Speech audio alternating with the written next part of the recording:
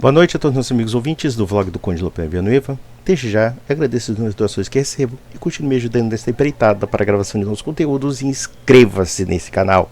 Divulgue meu canal, faça meu canal crescer. Eu preciso pagar a pizza para minha família, mas enfim.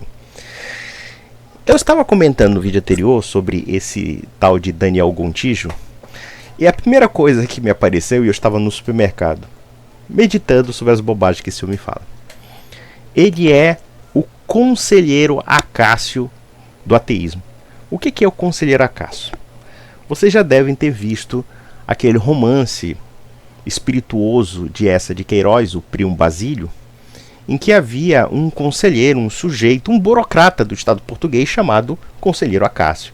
E o conselheiro Acácio era aquele sujeito que chegava perto das damas e falava cheio de floreios certas banalidades, certos lugares comuns, como se fosse assim a última bolacha do pacote.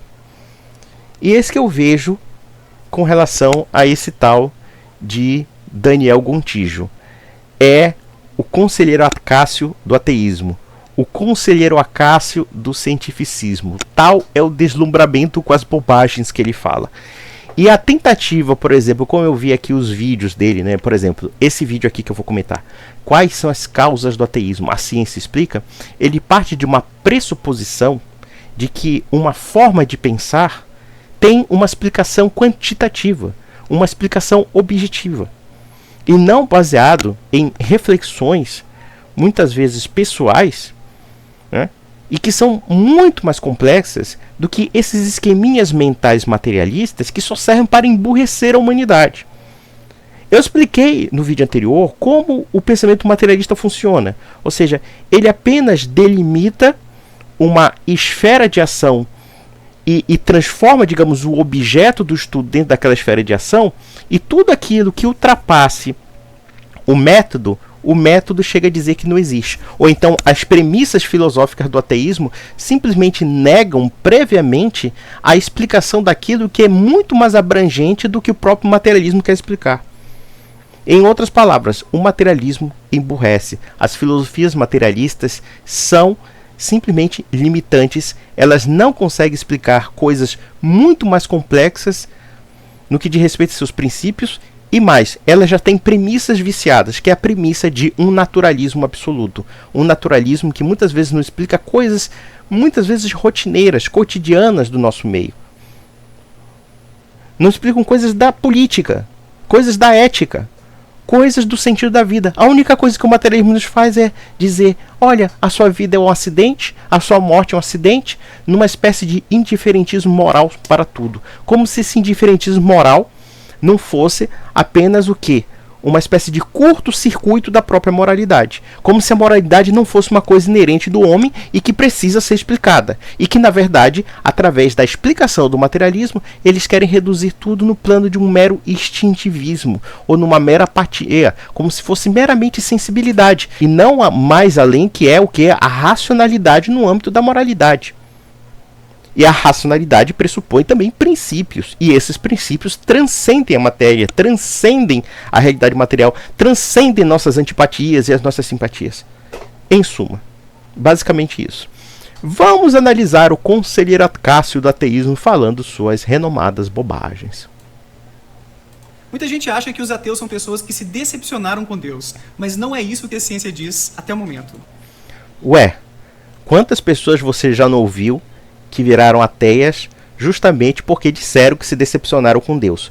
Ora, entre você acreditar na experiência particular de certas pessoas que se decepcionaram com uma religião XY e um cientista idiota que quer pegar todas as expressões das milhões de personalidades humanas num tubo de ensaio, quem você prefere acreditar? Num cientista idiota? Ah, valha-me Deus!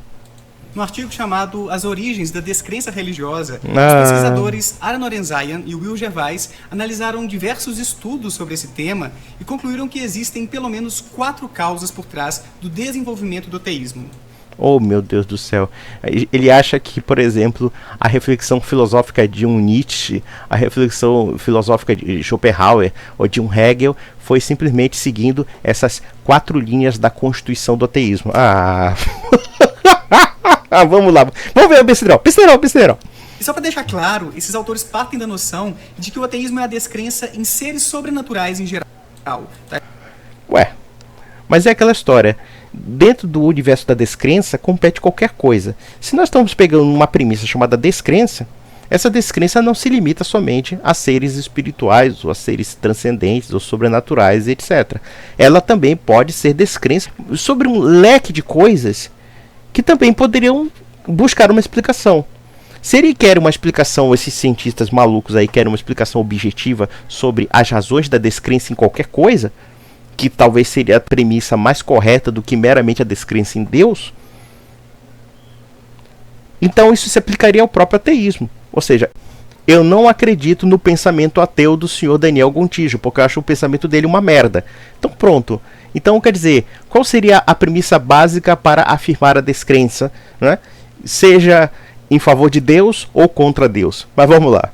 Tais como deuses, anjos e demônios. Se você curte esse tipo de conteúdo, que você sabe, né? É a alma deste canal. Não deixe de sinalizar isso aí pra mim, deixando a sua curtida, o seu comentário e a sua inscrição. O mais interessante é ele falar da alma. Um sujeito desse que bota um conteúdo digno de espírito de porco. Realmente, cara, vendo os seus vídeos, eu começo a duvidar da imortalidade da alma, porque realmente você não usa a inteligência de uma forma apropriada. Bom, a primeira causa do ateísmo que o Lorenzaien e o Gervais mencionam é a dificuldade que algumas pessoas têm de imaginar esses seres sobrenaturais. Olha, sinceramente, se isso é uma pesquisa científica, cara, eu vou começar a desconfiar que o despacho da Nhá Domingas é algo que realmente tem algum resultado supersticioso. Porque convenhamos, quer dizer, uma pessoa ateia porque ele é incapaz de compreender certas coisas, de imaginar certas coisas. Isso é de uma sugestionabilidade que não explica absolutamente nada. Eu poderia dizer que simplesmente eu não sou ateu porque o ateísmo não me convence, porque eu não alcanço as premissas do ateísmo. Isso é uma coisa completamente absurda. E esse cara fala com aquela pose acaciana. Veja o personagem do Conselheiro Acácio. Vamos fazer o seguinte, como é que eu posso dizer assim? Um retrato do Conselheiro Acácio. Tem até uma minissérie da Rede Globo de longa data, isso foi na época da minha adolescência, dos anos 90, o Primo Basílio, que era o Conselheiro Acácio, era um gordinho. Tudo bem que no Romance de Esta de Queiroz parece que ele era mais magro, mas era um gordinho com óculos, aquele de pincenê, sabe? E com aquele discurso floreado, né? Falando, né, certos lugares comuns de moralidades.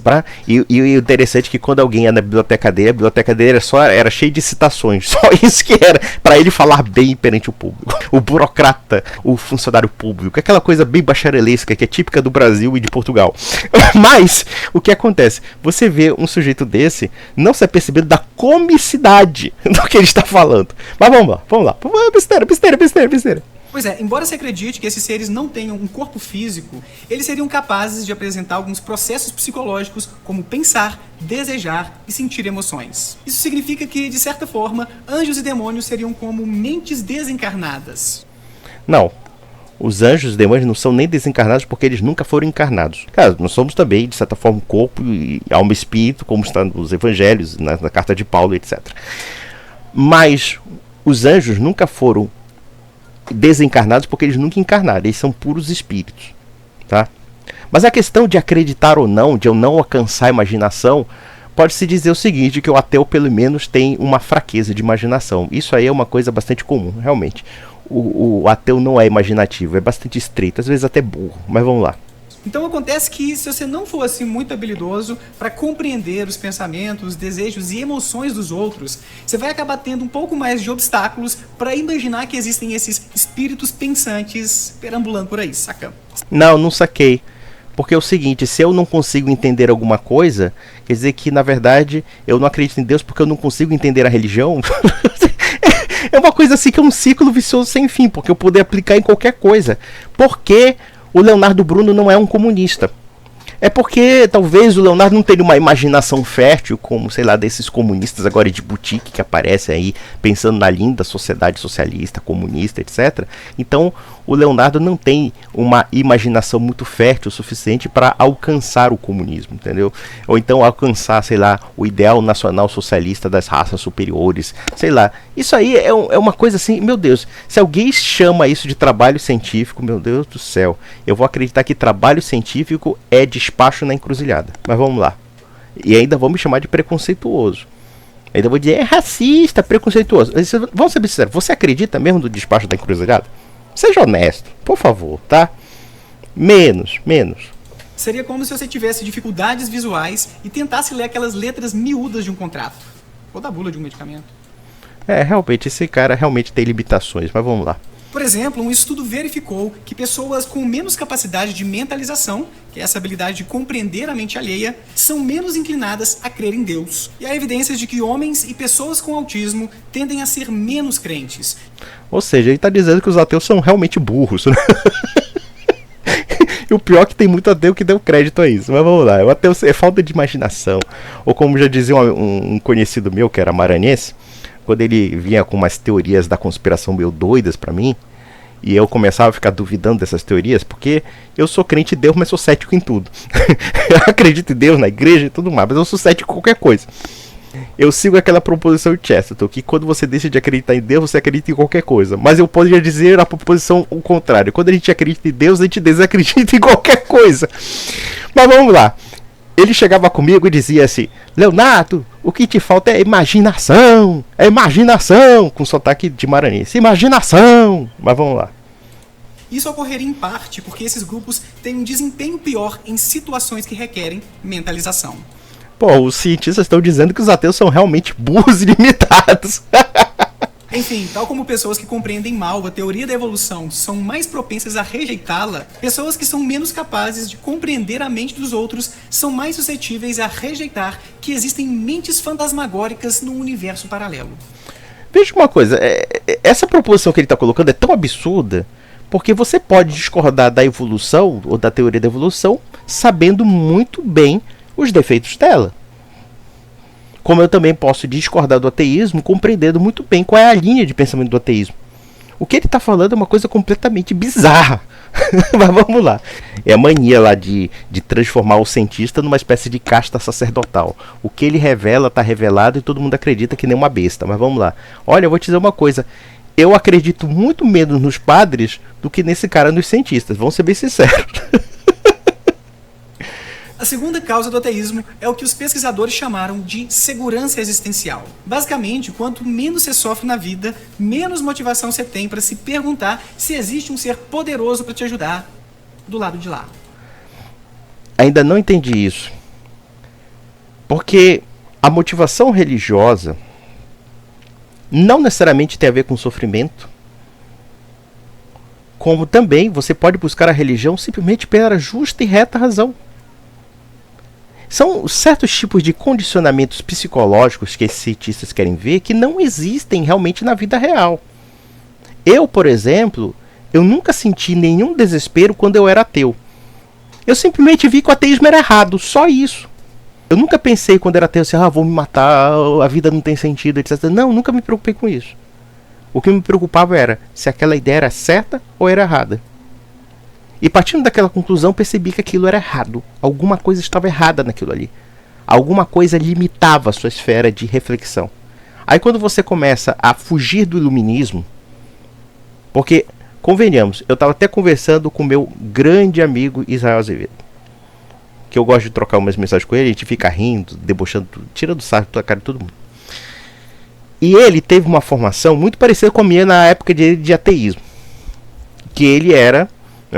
esse tipo de ateu cientificista, iluminista, não sei o que, tal, que essa coisa era tudo superstição, religião é superstição, blá blá blá e tal, né? Que a existência de Deus não pode ser provada racionalmente, que a existência de Deus era absurdo, enfim. Só que a nossa leitura era muito superior a desse povo, era muito superior.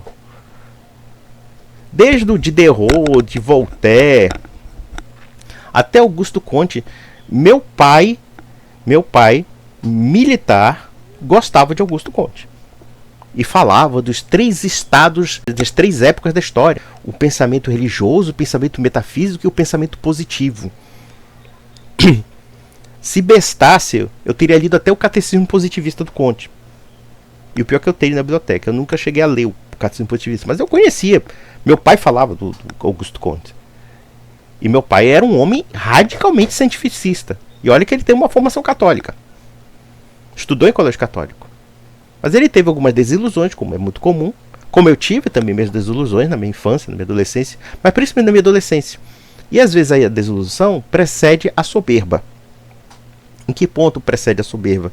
No sentido de que, poxa, agora que você descobriu o segredo oculto da religião, é um bando de crentola idiota, é um bando de religioso idiota. Aí você olha para aquela, sei lá, aquela catequista, a dona Cotinha da paróquia, e você diz, nossa, como ela é uma bobinha, acredita em tudo isso. Poxa, eu li Voltaire é um patife como Voltaire. Rousseau, meu Deus do céu. Eu achava Rousseau uma coisa linda. Depois que eu fui amadurecendo e eu li o Contrato Social, uma vez eu vou contar uma história pra você, uma coisa interessante. Eu tava no correio buscando livros. Eu sou apaixonado por livros, sou fanático por livro. Eu tenho um vício de comprar livros. Acho que o que eu já comprei de livros dá pra comprar uma casa. Mas enfim, vamos lá. Eu fui no correio, fui buscar meus livros. Aí eu tava conversando com um professor de filosofia. Um homem muito gentil, inclusive, né? Me deu uma boa conversa. Não era um professor desses de esquerda chatos, dogmáticos, etc. Aí a gente falou de Jean-Jacques Rousseau. Aí ele falou assim, mas muita gente gosta do Rousseau, você gosta do Rousseau? Aí eu falei pra ele, e eu já tinha lido o Contrato Social, e o Contrato Social me deu ódio.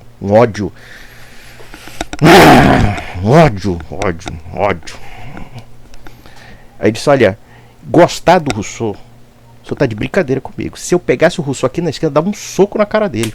Porque aquele é um vagabundo, é um sem vergonha, é um mentiroso. Contrato Social é um livro, é um antilivro da política.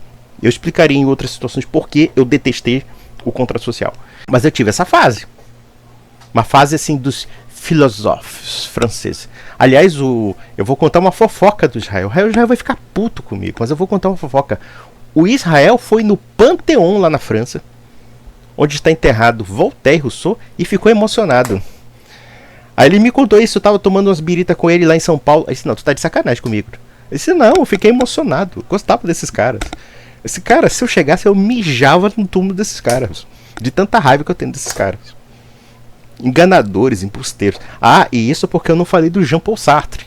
O l'existentialisme est un humanisme. Aquela viadagem francesa, né? Eu não sei nem pronunciar francês direito, mas enfim. Mas eu li essa merda. E eu achava ótima. E com 14 anos de idade. O grau de loucura que já existia desde a minha adolescência. Mas aí, sabe o que acontece? O que ocorre muitas vezes é isso. Você percebe a fraqueza filosófica desses homens. Quando você estuda filósofos de verdade. Você estuda Platão, Aristóteles, São Tomás, Santo Agostinho. O que esse pessoal está debatendo? E o que esse pessoal está debatendo vai muito além, tá? Dessas baboseiras do tipo, cientistas provam que o ateísmo é falta de sei lá não sei o que, esse tipo de coisa. Me poupa, vamos lá. Por exemplo, há evidências de que as pessoas se tornam mais crentes ou religiosas após refletirem sobre a própria morte, caso sobrevivam a um terremoto, caso passem por experiências de falta de controle ou de previsão e caso levem uma vida mais solitária. Olha, eu não passei por nada disso.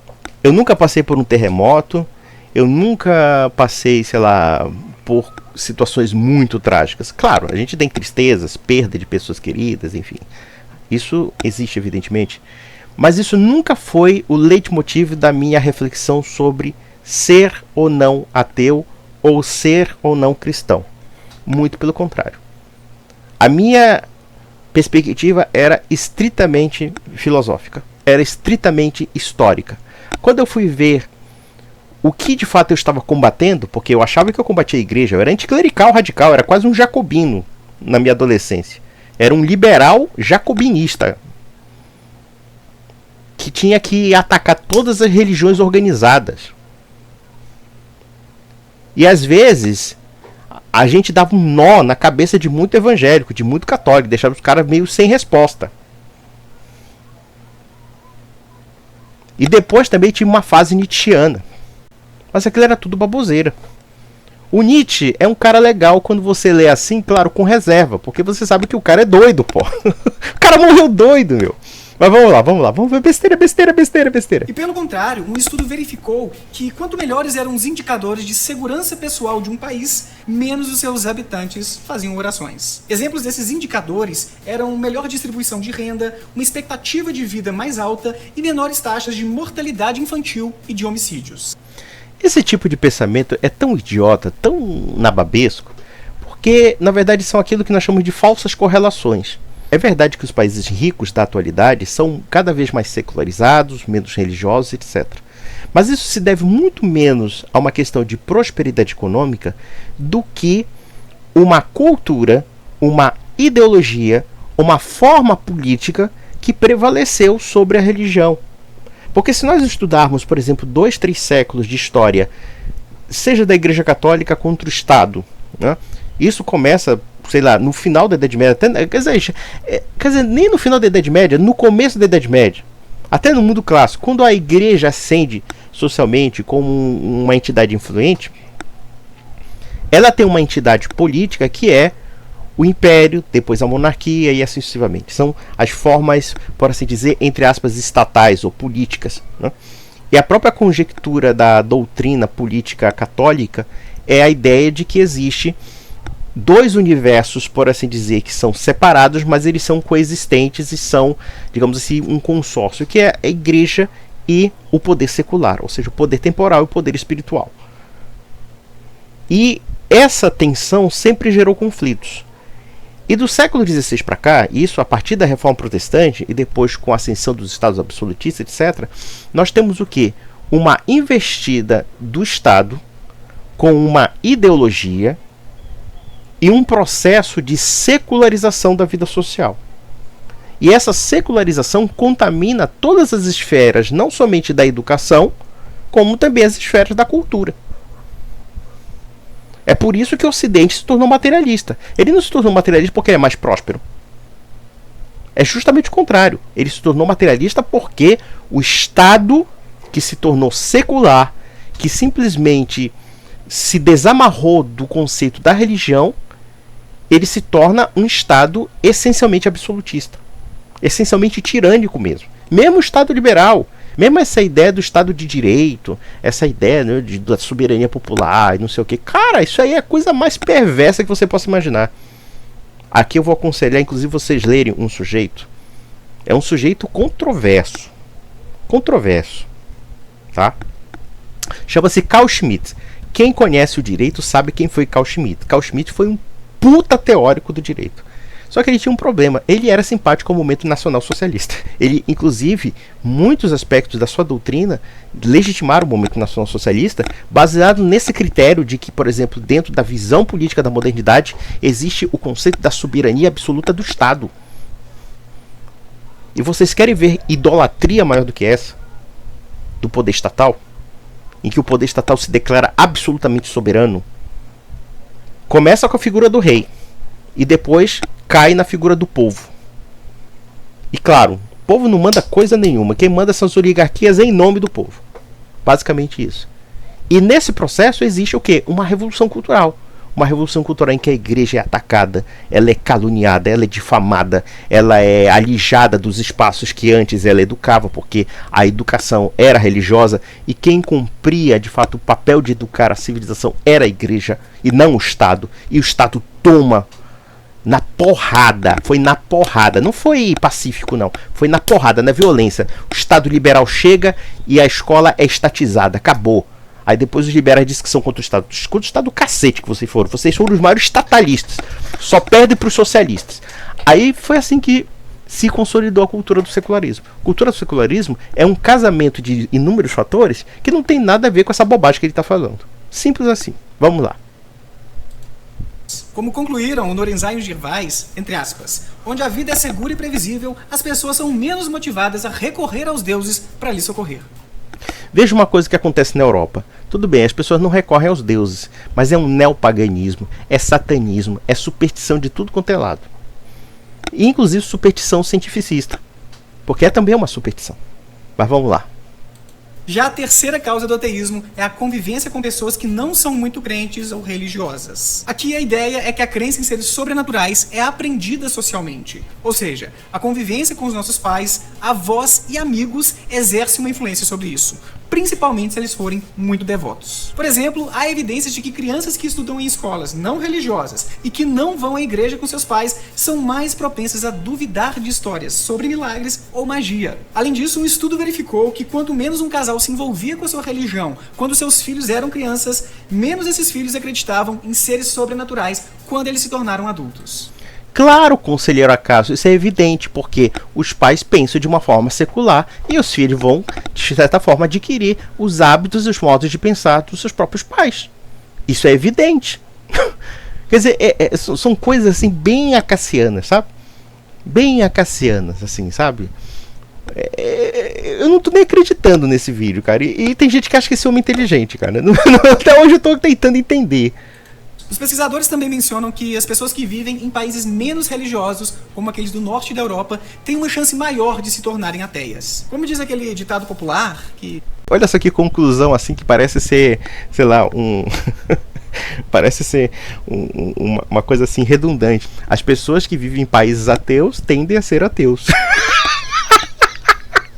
Olha, as pessoas que têm pais secularistas tendem a ser secularistas. É mesmo, é? Você descobriu isso? Foi ontem? Foi lendo essa pesquisa? E todo mundo acha que tá na Bíblia, mas não tá. Diga-me com quem tu andas, que te direi quem tu és. Oi? Não tá. Pode procurar aí. E por falar nisso, o que você acha de andar um pouco mais comigo, participando do nosso clube de membros? Qualquer coisa, dê uma clicada num botão aqui embaixo ou no link que eu deixei aí na descrição do vídeo para você saber um pouco mais sobre como funciona, ajudar o canal e aprender muito mais sobre o que a ciência tem a dizer sobre ateísmo e religião. Não, sinceramente, isso não é ciência, cara. Me desculpa, mas isso não é ciência, cara. Isso aí tá parecendo, sabe o quê? Tá parecendo despacho de encruzilhada de ateu, cara. Na boa. Vamos ver o besterol. A quarta causa do ateísmo é a nossa quarta causa. propensão a pensar de forma analítica. Basicamente, o pensamento analítico é um modo de raciocinar mais lento e trabalhoso, mas que nos ajuda a identificar possíveis falhas ou inconsistências em nossos pensamentos mais rápidos, fáceis e intuitivos. Ou seja, é uma coisa assim que parece ser meio transtorno bipolar. Por um lado, no primeiro exemplo, os ateus são ateus porque eles não conseguem perceber nada da religião, por algum tipo de limitação cognitiva. Agora ele chegou justamente ao contrário, né? Os ateus são ateus porque eles têm uma capacidade analítica muito mais aperfeiçoada do que os religiosos. Porra, mas o que é São Tomás de Aquino perto do Daniel Gontijo, cara? O que é Santo Agostinho perto desse cara? Assim, os santos iam perder a fé de tão pequenos, assim, sabe? Vamos ver a besteira. Ai, meu Deus do céu. Nossa, não. E o pessoal leva a sério esse cara. É um enigma do universo. Mas vamos lá. Para te explicar isso na prática, imagine que uma pequena superfície de um lago está coberta por plantas aquáticas. Como essas plantas se reproduzem muito, essa superfície dobra de tamanho todo santo dia. Se demorasse 48 dias para essas plantas cobrirem todo o lago, quanto tempo elas gastariam para cobrir apenas a metade desse lago? De forma rápida e intuitiva, muitas pessoas respondem 24, porque é a metade de 48. Só que se a gente para analisar, fica claro que a resposta correta é 47. O caso é que pessoas mais analíticas desconfiam mais de suas intuições, e essa desconfiança pode acabar sendo aplicada aos assuntos religiosos. Será que você desconfia da sua própria intuição, Daniel Gontijo, acreditando nessa pesquisa pereba que você está citando? Desculpe, vocês não são analíticos porra nenhuma. Por exemplo, uma vez que somos cercados por coisas complexas que foram criadas por nós, tipo um relógio ou um microfone, então intuitivamente a gente imagina que fomos também criados por um ser inteligente. Por que não? Mas, pensando bem, não temos nenhuma boa evidência disso. E teve também um tal de Darwin que propôs que a gente evoluiu naturalmente. Veja aqui, ele já chegou aqui pegando duas proposições distintas. Uma, a proposição de que nós temos uma capacidade de ordenar objetos e logo a própria natureza também é um universo ordenado. Mas veja que isso aqui não é somente um elemento puramente analógico do que eu faço e do que a natureza de fato me apresenta. É que a minha capacidade de organizar determinados fatores, por exemplo, este computador que está do meu lado, aqui nós temos um esquema, um sistema todo construído para ele funcionar aqui e você ver minha gravação, certo? Mas se nós observarmos na natureza das coisas, Isso aqui só funciona se eu entendo os próprios mecanismos que a natureza também tem. Não basta somente eu raciocinar sobre construir um computador. Eu tenho que entender a natureza, a realidade, os fenômenos que existem ao meu redor para que eu possa conduzir esses fenômenos ao meu bel prazer, a minha finalidade, que é, por exemplo, construir um computador, ou seja, usar eletricidade, usar inúmeros materiais aqui que eu possa montar. Então veja que na própria natureza, quando nós reconhecemos que existe uma ordem na natureza, isso não é uma hipótese da minha cabeça. Isso é uma coisa que está inserida no próprio cosmos. A ordem existe. E a ciência existe justamente porque nós pressupomos filosoficamente essa ordem, sem o qual nós não teríamos ciência. Vamos pegar um caso muito elucidativo, muito simples. A água. A água tem certas propriedades. E tem formas em que ela possa se apresentar dentro da natureza, dependendo da temperatura. Se eu colocar água na geladeira, eu tenho uma previsão de que ela vai congelar. Se eu colocar numa fervura, ela vai virar vapor. E se eu colocar numa temperatura ambiente, a água vai se tornar líquida. Então veja que nós temos aqui uma pressuposição de uma propriedade, ou de várias propriedades da água ali, e de uma ordem que comporta essas propriedades. Então veja que essa ordem ela é pré-existente na natureza das coisas. Ela é pré-existente em tudo que nós vivenciamos. E que nós, por conta de um espírito racional, de uma capacidade intelectiva, nós somos capazes de capitalizar e fazer associações, percebendo, e não necessariamente reproduzindo, mas percebendo que essa ordem existe. Porque essa ordem não depende daquilo que nós pensamos. Esse computador existe não necessariamente somente porque eu sei construir um nexo de causalidade desses fenômenos, mas porque esse nexo de causalidade existe na própria natureza, sem o qual eu não seria capaz de construir um computador. É muito simples. Então esse cara fala muita besteira. Vamos lá, conselheira Cássio. Fala. Sem qualquer tipo de plano divino. Pois é, e a gente tem evidências de que quanto mais somos pensadores analíticos, menos acreditamos em Deus, que evolucionistas apresentam um desempenho melhor em uma tarefa de raciocínio analítico do que criacionistas, que ateus e agnósticos pontuam mais em testes desse tipo do que religiosos, e curiosamente um estudo verificou que os participantes com um estilo de raciocínio mais analítico eram menos suscetíveis a achar que paralisias do sono são experiências sobrenaturais. Ai, meu Deus do céu. Uma hora ele fala uma premissa oposta, ou seja, que essas pessoas são incapazes de perceber algo que seja além da sua própria imaginação. Não são imaginativas. Outra hora ele diz o contrário. Vamos analisar uma seguinte questão. A questão do próprio evolucionismo que ele coloca. Evolução em relação ao quê? Você vê que dentro do sentido do próprio elemento ateísta, uma evolução não tem o menor sentido, porque não existe nenhuma pressuposição hierárquica de uma ordem que possa ser aperfeiçoada. Algo só pode ser evoluído se for aperfeiçoado dentro das potencialidades já inerentes ao próprio ser, certo? Por exemplo, o que poderia evoluir minha inteligência? Lendo mais livros, aumentando meu conhecimento e aumentando a percepção da realidade sobre esse conhecimento. Isso seria uma evolução. Mas essa evolução muda o meu caráter essencial de saber adquirir o conhecimento em si? Não. Pode me tornar um pouquinho mais inteligente, digamos assim. Leio mais livros, então eu tenho uma gama de conhecimento maior. Mas só que essa gama de conhecimento maior implica o quê? Uma ordem hierárquica daquilo que possa parecer menos inteligente e mais inteligente. E isso propõe também uma finalidade própria da minha inteligência, do meu intelecto. Agora, dentro desse universo que se chama ateísta, que se explica, sei lá, de um evolucionismo. Evolucionismo em relação ao quê? Que finalidade? Que busca? Você vê que isso aí não tem o menor sentido. O evolucionismo, propriamente dito, que é uma ideologia em muitos aspectos, porque o evolucionismo, tal como Darwin desenvolveu, veja, eu não estou dizendo que não haja modificações genéticas, porque o próprio Darwin dava uma explicação que, no meu entender, não só no meu entender, mas no entender dos próprios cientistas, a explicação darwiniana sobre a questão da mudança, da chamada seleção natural, ela é muito incompleta, ela não é defendida pela ciência. Na verdade, a grande parte das modificações das espécies são modificações genéticas. As adaptações em si são, em geral, genéticas. Ele não conhecia a genética. Ele não conhecia a genética. Ele tinha, evidentemente, uma capacidade intuitiva, Charles Darwin. Mas não havia a explicação da genética. E veja, existe um problema com a explicação da genética. Nem toda genética é necessariamente evolutiva, segundo esse prisma.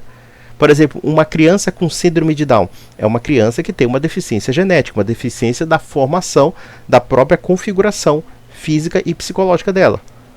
Eu pergunto, é uma mutação genética? É um processo, por assim dizer, falho de adaptação segundo essa lógica.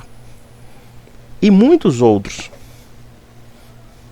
Então veja que até esse papo de que os evolucionistas são mais inteligentes que os criacionistas, isso é para puxar a brasa para a sardinha dele, porque isso não responde absolutamente nada. Eu não conheço nenhum darwinista que seja mais inteligente que São Tomás de Aquino, que seja mais inteligente do que um Shakespeare. Porque a sabedoria desses homens era muito maior, era muito mais abrangente do que o mero tecnicismo e cientificismo. Tá, me cita um darwinista realmente inteligente ao modo desses grandes filósofos. Eu respondo, nenhum. Você vai dizer que o quê? O Ernst Haeckel, que foi um louco de um evolucionista maluco, eugenista doido, você acha que ele era inteligente? Você acha que Sir Francis Galton era inteligente ao modo como esses filósofos eram inteligentes? Ah, para com isso, meu filho. Você está por fora. Você está falando é merda. A maioria desses evolucionistas são um bando de merda do ponto de vista filosófico, um zero à esquerda. Eles são involucionistas, eles são a representação de que há pessoas que começam a evoluir através de ideologias nefastas e estúpidas.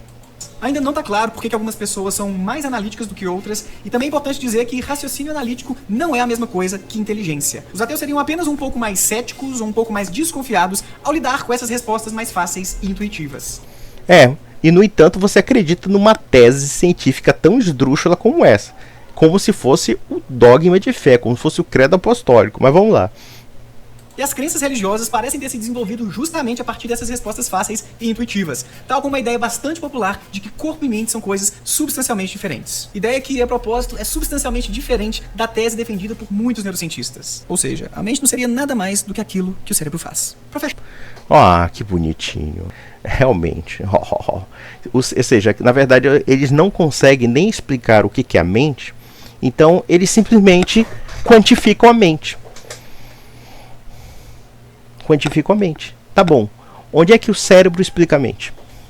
Uma coisa é explicar as reações físicas e químicas do cérebro. Outra coisa é explicar a mente. A mente é um conceito muito mais amplo, é um conceito muito mais complexo. Os neurocientistas são simplórios nesse sentido, nesse quesito. Porque, claro, quando eles falam da questão das ações da mente, eles só estão se limitando àquela mera descrição dentro dos fenômenos que se percebem no cérebro. Só isso. Mas o que vai além do cérebro? O que vai no quesito da consciência, da personalidade, etc. Isso a ciência não explica. E nem pode explicar. Então ele está dizendo que corpo e mente não são a mesma coisa? São a mesma coisa mesmo, meu filho? Quer dizer que você está dizendo que os atributos da vontade, da inteligência, do conhecimento são mesmos atributos que o meu corpo tem no sentido do vegetativo e do instintivo? Meu Deus do céu, quanta besteira esse cara fala. Puta que pariu. O Lorenzai e o Gervais afirmam que essas 4 causas atuam não de forma isolada, mas normalmente em interação umas com as outras. Mas é claro que, dependendo da pessoa, uma causa pode acabar tendo um pouco mais de peso do que outra para o desenvolvimento do seu ateísmo. E é bom também esclarecer que filhos de ateus, por exemplo, podem se tornar religiosos, e nem toda pessoa que é férrea no raciocínio analítico vai negar a existência de Deus. As 4 causas que eu mencionei não são uma espécie de receita infalível, e sim condições que aumentam a chance ou a probabilidade de o ateísmo surgir. Mas, e só para brincar um pouco, se você fosse um Deus tolerante e que curte os ateus, para criá-los a partir dessa receita científica, bastaria se misturar aqueles 4 ingredientes. Ou seja, uma capacidade relativamente reduzida para compreender a mente dos outros, uma boa dose de segurança existencial, um lar onde a fé não seja algo muito importante, e uma tendência a desconfiar de crenças intuitivas que podem até parecer verdadeiras, mas que, se a gente parar para analisar, podem se mostrar verdadeiras pegadinhas do malandro. Olha, eu vou te dizer uma coisa, você colocou 4 proposições que não se coadunam. Porque uma pessoa cética, muitas vezes em certas coisas, é porque também ela tem percepções intuitivas sobre coisas que não se batem. Mas é aquela história, o ateu, ele pode ser um cara muito analítico, um puta analista, mas ao mesmo tempo um cara sem imaginação. Ou um cara que simplesmente não tem necessidade de pensar sobre a vida, ou só sobre os prazeres, por assim dizer. Eu acho que esse sujeito aí, o do conselheiro Acácio, deveria simplesmente ver como a Europa da atualidade é uma Europa depressiva. E que talvez, em situações extremamente trágicas, eu perguntaria se eles seriam capazes de aguentar. Porque uma sociedade que se apega a meros prazeres momentâneos, uma sociedade materialista que só pensa em dinheiro, só pensa em consumo, só pensa em momento, nunca pensa no futuro, nunca pensa na prospecção e acha que somente o futuro é a morte, é uma civilização que está condenada. É uma civilização que está morrendo. Basicamente isso. Mas é aquela história. Esse sujeito elogia a decadência como os vermes elogiam a podridão do corpo. Basicamente isso. E mais, com relação à ideia de que a mente é produto do cérebro, de que a consciência é produto do cérebro, isso não explica a consciência, não explica a mente, não explica a pessoa humana, não explica absolutamente nada. Só explica basicamente que quando pensamos nós temos reações físico-químicas, isso é evidente. Por exemplo, quando uma coisa me choca, eu também tenho reações não somente psicológicas, e essa psique ela não é materializável, ela não tem como explicar de forma material isso, mas tem efeitos no meu corpo. Como, por exemplo, um sujeito que sabe de uma notícia horrorosa e tem um infarte. Agora eu pergunto uma coisa para vocês, uma coisa bem simples. O fato de um sujeito, sei lá, ouviu que a sua filha foi assassinada, ou o seu filho foi assassinado, ou então a sua mulher foi pega no motel com outro cara. Tá? Vamos pegar esses exemplos. E o fato de ele apenas escutar isso, ele ter um colapso. Não existe nenhum fenômeno neural, psicológico, neurotransmissor, neuro disso, neuro daquilo, dos neurônios do cérebro, que possa explicar os sentimentos ou a psique dessa pessoa dentro de certas condições do ponto de vista estritamente material. Como também a matéria jamais explicaria, por exemplo, o fato de alguém olhar para uma mulher e desejar essa mulher, e até amar essa mulher. Então, por exemplo, esses aspectos que esse pessoal reduzem de uma dimensão um tanto estritamente burra, estritamente materialista, ah não, é só fenômeno físico, químico, biológico, é só isso que eles respondem. Como se o amor pudesse ser explicado somente por isso. Como se certas ações humanas pudessem ser explicadas por isso. Meu amigo, você está sendo reduzido pior do que merda sendo assim. Você está sendo equiparado a um porco. Basicamente isso. E eu fico perplexo como o conselheiro Acácio aqui acredita nessas bobagens de uma forma até muito convicta. Vamos ver se acaba. O que você acha? Eu acho que você é um idiota. Conselheiro Acácio. Conselheiro Acácio. Fala besteira com aquela pomposidade de um burocrata do Estado português. Mas vamos lá. Ufa, acabou. Acabou. Acabou. Bom, meus amigos, é isto. E vamos ser bem sinceros, vocês estão de sacanagem comigo. Vocês levam a sério esse cara. Eu tô falando pra você, ateu, que tá me vendo agora. Você tá de sacanagem comigo, né, cara? Você tá de sacanagem, né? Eu digo, eu até vou contar uma história pra vocês antes de terminar, né? Que eu gosto de contar causos, histórias. Um dia eu tava passando perto do meu local de trabalho e eu encontrei um despacho. Aí tinha um prato com uma oferenda e tinha um champanhe. Rapaz, o meu funcionário tava doido de tomar o champanhe. Só olha, pô, isso não tem problema não. Faz que nem o Padre Quevedo, toma o champanhe mesmo e dane-se. Você só não vai comer a farofa mesmo lá e a comida, a oferenda, porque você não sabe ideia de que saiu aquele buraco ali, né? Não sabe o que é a comida, né? Não sabe o que saiu. É esse tipo de ciência que eu vejo do tal do Daniel Gontijo. É o conselheiro Acácio supersticioso da ciência com um despacho de encruzilhada. Então, meus amigos, um grande abraço.